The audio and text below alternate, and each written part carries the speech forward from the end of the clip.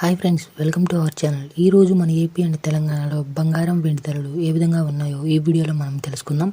మీరు ఇలాగే ప్రతిరోజు బంగారం వెండి ధరలు లైవ్ అప్డేట్స్ కోసం మన ఛానల్ని సబ్స్క్రైబ్ చేసుకుని ఈ వీడియోని ఒక లైక్ చేయండి.